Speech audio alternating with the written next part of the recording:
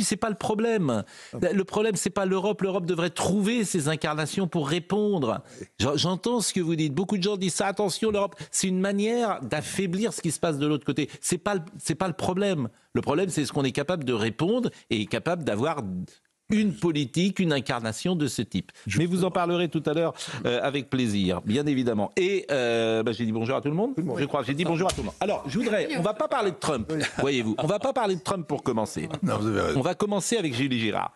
Je trouve que l'affaire X est symptomatique de ce qui se passe en France et de notre névrose. Enfin, de la leur, de la névrose de l'espace médiatique. Pourquoi ? D'abord, on dit n'importe quoi. Sur X, ceux qui veulent quitter X disent absolument n'importe quoi. Et la bien-pensance, le camp du bien est en train de quitter X. Pourquoi ? Pour tuer X. Et pourquoi on veut tuer X, Twitter ? Parce que c'est une liberté d'expression, tout simplement. C'est aussi simple que ça. Et que toutes les voix peuvent s'exprimer. Et ça, ils ne supportent pas. Le contrôle du récit leur échappe, ils ne supportent pas. Donc vous avez la mairie de Bordeaux, vous avez le journal Le Monde, vous avez Ouest France, etc. Et je voulais vous faire écouter, pour commencer, une vidéo dans laquelle il y a des gens, vous allez reconnaître par exemple Anne Sinclair. Anne Sinclair dit « Musk a touché aux algorithmes ». Non, il n'a pas le droit de toucher aux algorithmes. Et s'il touche, il se met dans l'illégalité. Donc ça s'appelle une fake news. Et vous allez entendre des gens qui disent Twitter a fait élire Donald Trump. Bon. Convenons que c'est pas facile à prouver. Donc je vous propose de voir cette petite séquence Hello Kit X fait par le CNRS. Fait par le CNRS, qui a fait réagir Éric Ciotti, parce que c'est juste l'argent des Français, quand même. Et puis on va pouvoir en parler ensemble. Ne quittez pas X tout de suite, on vous explique. Après avoir conquis les États-Unis, Elon Musk s'intéresse au reste du monde. Et X, c'est son cheval de Troie pour déstabiliser les démocraties. X n'a de pouvoir que parce que nous y sommes. Sans nous, il n'est rien. Aux États-Unis, X a aussi contribué à faire élire Donald Trump. Sans l'emprise de X, la démocratie américaine n'en serait pas là aujourd'hui. Take over, Elon, yes, take over. Elon Musk ne s'est pas contenté de manipuler l'algorithme pour mettre en avant ses contenus et ceux de Donald Trump. Il a aussi rendu viral de fausses informations, notamment par rapport aux sciences du climat. Elon Musk, en manipulant ses algorithmes, nous manipule. Il a diffusé de fausses informations sur l'intégrité de l'élection. Il a suspendu le compte de nombreux journalistes et le compte d'une importante levée de fonds démocrate. Dans le reste du monde, il a soutenu le candidat anglais anti-immigration Nigel Farage à hauteur de plus de 100 millions de dollars avant de lui préférer un candidat encore plus à l'extrême droite. Il soutient l'AfD, le parti d'extrême droite en Allemagne. Du haut de ses 200 millions d'abonnés, il relaie la propagande de Vladimir Poutine. L'obsession d'Elon Musk, éradiquer le virus woke pour aller sur Mars. Je vous jure, c'est pas une blague. Sur X, Elon Musk est certain de gagner la guerre de l'opinion, puisqu'il a tout simplement acheté. Mais nous pouvons encore préserver notre démocratie. Débranchons X de la fabrique de l'opinion. Dès aujourd'hui, rejoignez HelloKitX pour transférer vos communautés vers Blue Sky et Mastodon. La plateforme CNRS HelloKitX vous permettra ainsi de recréer vos liens sociaux ailleurs. Investissez en masse des réseaux libres et démocratiques comme Mastodon et Blue Sky. Résistez, rejoignez HelloKitX. Faites comme moi, allez sur HelloKitX. Bon, la bêtise, c'est donner rendez-vous. La bêtise, c'est donner. Tous ces gens disent la bêtise, c'est donner rendez-vous. Il y a tout. La bêtise, c'est donner rendez-vous. Et je m'étonne même que vous avez reconnu des visages. Je suis quand même étonné. Alors moi, j'ai appelé Thierry Breton. Thierry Breton, c'est celui qui connaît le mieux le système. Il m'a envoyé d'ailleurs un petit SMS ce matin très clair. Sur les algorithmes qui peuvent amplifier massivement des contenus à forte viralité, c'est le cœur du DSA. Il y a obligation de transparence et interdiction de pousser et amplifier pour créer un effet de tsunami tel ou tel contenu sans que l'on sache pourquoi ni comment. Si suspicion il y a, le régulateur européen peut et surtout doit diligenter une enquête, demander des informations, le cas échéant sur place pour effectuer les contrôles algorithmiques nécessaires. Sur ce point précis, je vous ai indiqué, parce qu'on avait eu une discussion dimanche, que je n'avais absolument pas d'informations concernant une éventuelle modification algorithmique pour X. C'est Thierry Breton qui le dit. Mais ce qui m'intéresse... Parole. Mais Thierry Breton était leur invité, quand même, aussi. L'Union européenne vient... Julie Girard, ce qui m'intéresse, parce que c'est un sujet que vous connaissez très très bien, je voulais que vous me disiez ce qu'on disait avant d'entrer tout à l'heure, les contenus qui avaient été supprimés avant Elon Musk.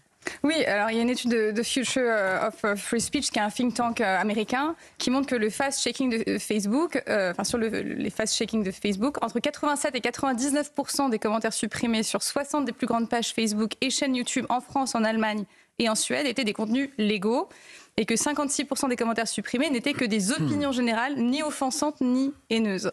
Donc on se rend bien compte qu'en fait, les community notes de X sont beaucoup plus efficaces permettent la liberté d'expression et aussi effectivement de mettre à jour certaines fake news qui arrivent comme sur tous les réseaux sociaux, mais sans tomber dans l'écueil qu'a connu Meta avec son fast-checking.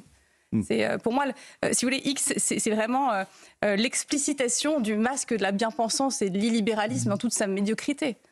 C'est vraiment ça. Et ça montre surtout qu'en réalité, on est dans une posture de réaction, d'indignation, au lieu d'être dans l'action, dans l'innovation, dans la création, et de se poser la question, pourquoi est-ce qu'en Europe, en France, on n'a pas des réseaux sociaux qui nous permettent d'avoir une souveraineté en la matière ? Et la réaction qu'on voit aujourd'hui contre X, c'est encore une façon de fermer les yeux, de s'enliser, au lieu de se dire, qu'est-ce qu'on fait ? Oui, mais alors X, pourquoi moi je parle de X ? Parce que X, c'est un cas de liberté d'expression menacée. Mais je pourrais parler de CNews, je pourrais parler d'Europe 1 qui est attaqué, je pourrais parler du Figaro qui est attaqué, je pourrais appeler de tous les médias qui ne vont pas dans ce que ces gens qui prennent la parole souhaiteraient. C'est-à-dire que c'est le camp du bien dont on parle en permanence. On a parlé d'une émission sur France Télévisions samedi soir. Mais qu'est-ce que ça révèle pour vous, cette bataille qui se joue ? Charlotte Dornelas. Non, mais ça se passe de la même manière. En effet, vous avez raison de comparer à ce qui se passe sur CNews ou de manière générale. C'est-à-dire qu'ils sont idéologiquement majoritaires à un endroit, donc ils contrôlent le récit, pour reprendre l'expression que vous utilisiez.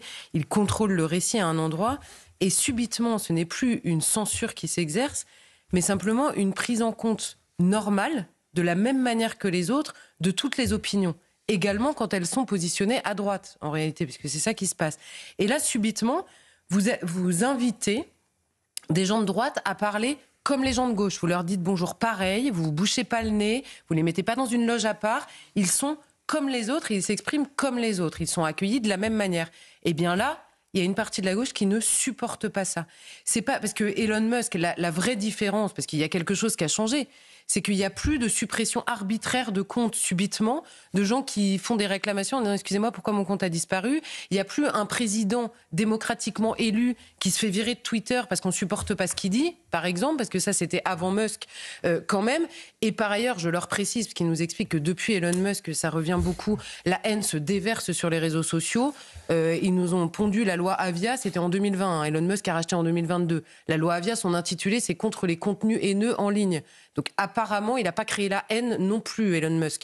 Donc c'est évidemment un combat politique et il l'habille de la moralité comme ils font. Le cas Marine Tondelier est très amusant parce que Marine Tondelier, elle a chauffé tout le monde pour quitter X. Et puis là, elle nous dit finalement, je quitte pas X parce que si je quitte X, qui va défendre l'écologie ? Oui. Donc vous voyez, elle s'en sort encore moralement. C'est-à-dire que c'est vraiment pour sauver la planète qu'elle reste sur X. Bon, c'est un peu grotesque, mais par contre, le mouvement de fond... Le Monde, Mediapart, La Voix du Nord, le journal britannique, d'ailleurs, The Guardian. Mais c'est surtout français, curieusement. C'est notre névrose française. C'est pas très curieux. Bon, Ouest France a quitté X. Greenpeace, la Fédération européenne des journalistes. Vous verrez il va y avoir pression, parce que je les connais, les journalistes, il va y avoir pression dans les grandes chaînes pour quitter X, etc. Je vous propose d'écouter Éric Ciotti, qui était ce matin avec Sonia Mabrouk, qui lui a réagi sur effectivement Je quitte X, qui est fait visiblement par une personnalité du CNRS. Hello Kitix. Hello Kitix, oui. Exactement. Et je vous propose d'écouter ce que disait M. Ciotti, qui va poser, je crois, une question cet après-midi à l'Assemblée nationale. Cette application a été annoncée par des personnalités de gauche et d'extrême gauche en disant on va aider à quitter X. Pourquoi ? Parce que X, c'est un réseau de liberté où la pensée de gauche, le wokisme, n'est pas dominant. Et donc, ça gêne les pseudo-porteurs de ces idéologies de gauche, parce qu'ils revendiquent en permanence la liberté, mais ce sont les premiers ennemis de la liberté. Les politiques ont le droit de le quitter, mais ce que vous n'admettez pas, ce sont des chercheurs du CNRS. Ce que je n'admets pas, c'est que ces politiques de gauche disent on s'est appuyé sur des chercheurs du CNRS pour mettre en place une application Hello Kitix, je crois. Alors, est-ce que ces chercheurs ont travaillé dans un cadre public? Je rappelle que le CNRS est financé par de l'argent public. Qu'est-ce qu'il y a derrière? Voilà, c'est un peu fatigant de voir l'argent public, on le voit sur l'audiovisuel public, d'ailleurs on demandera une diminution de 2 milliards de la dotation, aujourd'hui c'est 4 milliards pour l'audiovisuel public, qui porte de façon privilégiée ces idéologies de gauche. Donc l'argent public n'est pas fait pour financer le gauchisme. Et je ne veux pas entrer en conflit avec le CNRS, mais le CNRS c'est juste une institution quasiment unique en Occident, quasiment de type soviétique, avec des chercheurs fonctionnaires qui ne cherchent pas grand-chose et trouvent encore moins. Et politiquement donc pardonnez-moi de le dire comme ça. Politiquement très orienté. Et politiquement très orienté. Mais c'est unique en Occident. Quasiment le CNRS. Vous ne trouverez rien d'autre que le CNRS. Et effectivement, c'est extrêmement orienté. Ça fait partie, quand je dis qu'il faut tout changer, ça fait partie des choses qu'il faudrait peut-être regarder de plus près comment ça se passe. Chercheurs fonctionnaires. Il faut arrêter, je pense, de dire comme... On a besoin de chercheurs fonctionnaires. Il faut arrêter de dire, comme le pense certainement Éric Ciotti, que, évidemment, la critique anti-woke est majoritaire sur Twitter. C'est totalement faux. C'est-à-dire, pardonnez-moi, mais tous les phénomènes de harcèlement qu'on peut voir également viennent de tout ce qui est l'islamisme aussi, de la France insoumise, etc., etc. Donc dire que majoritairement sur Twitter, les personnes qui s'expriment sont des personnes qui Joseph Massescaron. ont une sensibilité de droite, c'est faux. Il faut le dire, c'est faux. C'est juste parce que le fait que, comme l'a dit Charlotte, quelques personnalités en effet de droite puissent s'exprimer, ça leur est insupportable. D'ailleurs, pour preuve, il y a un argument qui est donné. Cet argument consiste à dire « mais c'est incroyable, nous étions sur X parce que nous pensions que c'était le peuple français qui s'exprimait ». Et là, on trouve, c'est plus le peuple français qui s'exprime. Ah bon? Ils croyaient vraiment, en étant sur un réseau social, que les Français s'exprimaient? Mais moi, qu'ils aillent juste faire du journalisme de terrain. Comme ça, pour connaître exactement ce que les Français pensent. Mais c'est pour ça que c'est très, je vous dis, c'est pour ça que c'est très intéressant. Mais attention, c'est extrêmement révélateur. Bien sûr, et c'est pour ça qu'on en parle ce matin, le camp du bien, il ne va pas accepter de ne plus contrôler le récit comme il le contrôle depuis 40 ans. Mais Pascal, est-ce que vous êtes allé sur Blue Sky? Est-ce que vous êtes allé juste sur Blue Sky? Parce que moi, j'y suis allé quand même pour voir. Pour voir justement ce qui était proposé. C'est quand même incroyable. Ça, c'est une seule et même couleur de sensibilité. C'est tout. Vincent Herouet qui ne s'est pas exprimé encore, et après, je vous proposerai d'écouter Vincent Trémollet de Villers, qui hier avait consacré son édito sur Europe 1 à ce sujet. C'était remarquable ce qu'il disait. Sûrement. Je sais pas, je regarde votre clip, là, je ne sais pas qui l'a financé, qui l'a produit, qui l'a monté, mais c'est les 1000 visages de Don Quichotte, parce qu'ils sont en retard d'une guerre. Pourquoi est-ce qu'il y avait hier au Capitole Elon Musk, Zuckerberg, Bezos, patron de Google, les patrons d'Apple, ils étaient tous Bernard Arnault. Oui, mais ça c'est autre chose. Tous les géants du numérique étaient là. Pourquoi? Parce que l'intelligence artificielle et le développement de l'intelligence artificielle exigent des moyens considérables et vous ne pouvez pas y parvenir sans avoir une bonne entente avec l'exécutif. Donc il y a un enjeu là qui est absolument vital, qui est la vraie nouvelle frontière, et c'est pas les rêveries de Mars qui importent, c'est ça. Ça, c'est là où tout va se jouer. Et donc, première chose, ces gens-là étaient au cœur du pouvoir, ont rallié Donald Trump et comptent bien s'en servir, et ça, c'est un véritable défi. Côté européen et français, accessoirement, on est totalement dans les choux. Vous parliez là de ce que vous avez expliqué, Thierry Breton, sur ce règlement des services numériques, des DSA. Et vous savez que la Commission européenne vient de suspendre les enquêtes qui étaient liées autour du DSA pour ne pas déplaire Elon Musk. Par avance, on a arrêté de s'interroger, d'enquêter sur le sujet. Donc vraiment, cette espèce de baroud d'honneur, là, c'est dérisoire, c'est vraiment Don Quichotte contre les moulins à vent. Je voudrais qu'on écoute Vincent Trémollet de Villers hier sur Europe 1, ce qu'il disait. Une fois encore, plutôt que de réfléchir sur les causes profondes de la victoire de Trump, du succès d'Elon Musk, la gauche française les aborde avec un peu de morgue et beaucoup de paresse intellectuelle. Jamais Sandrine Rousseau ou Raphaël Glucksmann ne s'interrogent en profondeur sur l'appauvrissement des classes moyennes, le poids économique et culturel de l'immigration, le coût financier de l'écologie punitive, le traumatisme que les folies wokistes ont été pour beaucoup de familles, tout ce qui a entraîné la révolte du peuple américain. Alors, affolés par cette irruption de réalité, nos bonnes consciences ont décidé de fermer leurs comptes comme on ferme les yeux. Alors après tout, s'ils s'en tenaient à un mouvement personnel et discret, ça ne mériterait pas qu'on s'y arrête. Mais là, en plus de leur message de départ grandiloquent et vaguement ridicule, ils voudraient que par leur seule absence, ce réseau perde son crédit et sa légitimité. C'est ajouter à l'aveuglement inquiétant une hallucinante prétention. Samedi soir, sur une chaîne du service public, dans l'émission de Léa Salamé, on a vu tout le plateau se congratuler et s'applaudir parce qu'une comique de France Inter répétait, je la cite, que Musk est un gros connard. Musk est un gros connard. Mais où est la pauvreté intellectuelle? Où est le conformisme mondain? La grossièreté assumée? La haine gratuite? Est-ce que tout cela est sur le réseau X ou sur les plateaux de France Télévisions?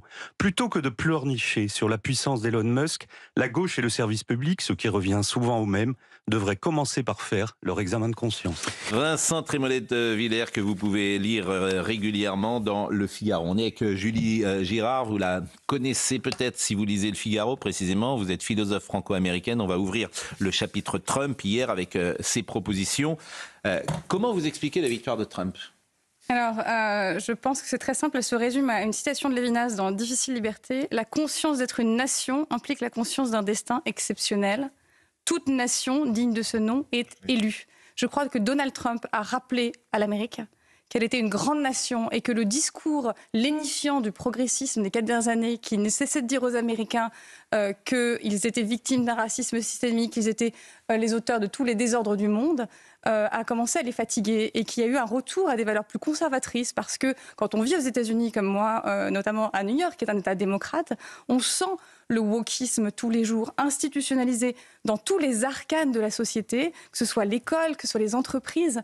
Et Donald Trump a proposé autre chose, c'est-à-dire une revitalisation du rêve américain et d'autres valeurs, le mérite, le travail, et ce qui fédère la société américaine. Je crois que c'est ça que... Mais ça a touché, selon vous, toutes les catégories sociales ? Je crois que ça a touché beaucoup de catégories sociales. Il ne faut pas oublier que l'Amérique de Biden a souffert, notamment la classe moyenne. Certes, la classe la plus défavorisée a bénéficié d'une hausse du salaire minimum et la classe la plus aisée des rendements du capital, mais la classe moyenne a souffert de l'inflation sous Biden terriblement. Donc elle s'est beaucoup mobilisée. Mais ensuite, au niveau des valeurs, toutes les catégories sociales se sont rassemblées sur cette idée quand même d'un repoussoir à un wokisme qui prolifère partout. Alors vous avez entendu le carillon d'Europe 1 et c'est le moment de faire la transition avec notre excellent ami Thomas Hill qui est là. Bonjour Thomas Hill.